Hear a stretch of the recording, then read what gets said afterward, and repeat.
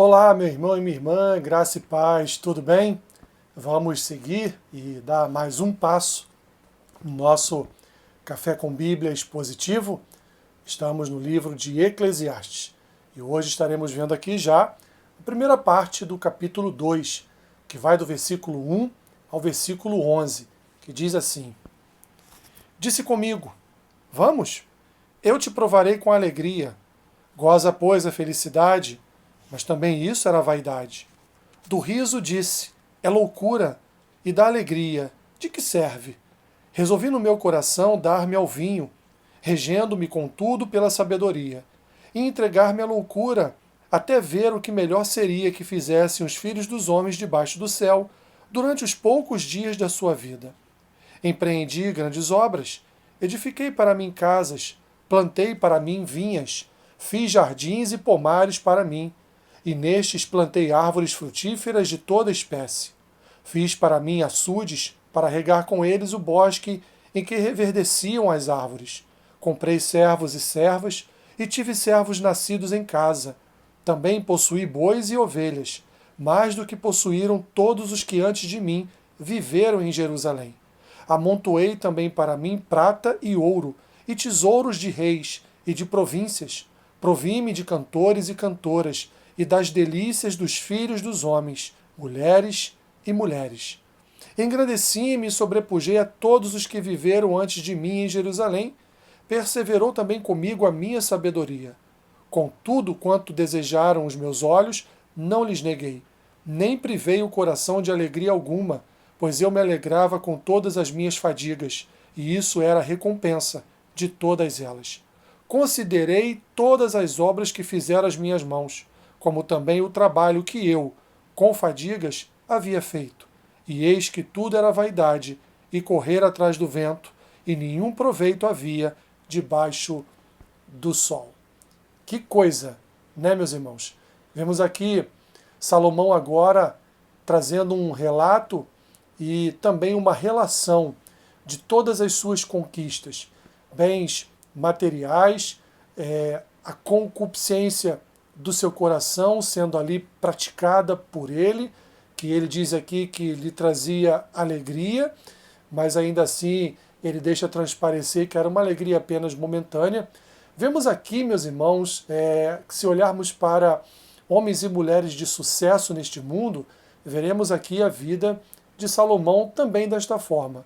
Durante o período em que ele viveu, o período em que ele executou, ele exercitou a sua sabedoria, ele a usou tanto para o bem quanto para o mal. E aí então conquistou, conquistou, conquistou. Mas no fim da vida, ele olha para trás e diz: tudo isso foram fadigas em minha vida. Tudo isso foram cansaços, tudo isso que eu fiz por vaidade. Corri e corri e corri, o tempo todo atrás do vento. Ele inicia o seu livro já dizendo para nós qual seria o teor, que é a vaidade do coração do homem. Ele prossegue dando para nós exemplos de que nada muda no decorrer da história da humanidade, a natureza e a própria vida do homem.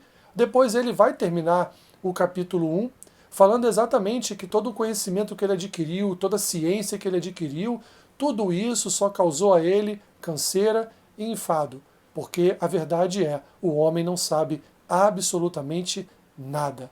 Por maior que seja o seu conhecimento, nós sempre chegamos a uma conclusão: não conhecemos nada. E aí no capítulo 2 ele inicia então dizendo: olha, eu vou dizer para vocês quais foram as minhas conquistas, o que eu conquistei ao longo de toda a minha vida. E ele vai falar de bens materiais, ele vai falar de um patrimônio extenso, ele vai falar que antes dele em Jerusalém, nenhum outro homem possuiu, conquistou tanto quanto ele. Assim como nenhum outro homem também teve a sabedoria que Salomão teve, mas em que pese todo o seu saber, em que pese todo o seu estudo, retratado aqui na parte final do capítulo 1, em que pese, meu irmão e minha irmã, Salomão, ele realizar tudo aquilo que os seus olhos desejaram, ele chega no final dessa primeira parte do capítulo 2, dizendo: tudo isso foi correr atrás do vento. Não é pecado, meu irmão e minha irmã, nós estudarmos, nós obtermos conhecimento, não é pecado trabalharmos, não é pecado corrermos atrás de um bem-estar para nós, para a nossa família. Não há problema nenhum quanto a isso. O problema está se isso domina o nosso coração. E foi exatamente o que aconteceu com Salomão. Então o exemplo que ele está dando aqui das suas conquistas, ele está dando ali um exemplo e dizendo, olha, tudo isso não há problema nenhum. O problema são os pecados que são aqui inseridos no meio de todas essas conquistas, quando ele diz aqui que se relacionou com os filhos dos homens, né? Mulheres e mulheres e mulheres. Então Salomão era um homem promíscuo, mas não só isso, ele vai dizer também que quanto ele viveu todo esse sucesso mundano, ele teve o seu coração ali perdido em meio a todas essas conquistas. E é isso, meus irmãos, que não pode acontecer conosco. Porque no nosso coração está estabelecido ali o assentar do Espírito Santo. No nosso coração está ali a presença marcante do Espírito Santo. Então, antes de todas as conquistas, antes de um propenso sucesso nessa terra, antes de tudo aquilo que vier às nossas mãos, nós devemos temer ao Senhor. E é para Ele que nós devemos olhar todos os dias. Para quê? Para que essas coisas terrenas não venham a dominar o nosso coração. Assim, meu irmão e minha irmã, concluindo a primeira parte do capítulo 2 de Eclesiastes, Salomão está nos dizendo, cuidado. Cuidado com aquilo que você conquista, cuidado com aquilo que os seus olhos desejam, cuidado com as concupiscências do seu coração, porque tudo, meu irmão e minha irmã, nessa vida é vaidade e correr atrás do vento. Que Deus te abençoe, rica e abundantemente.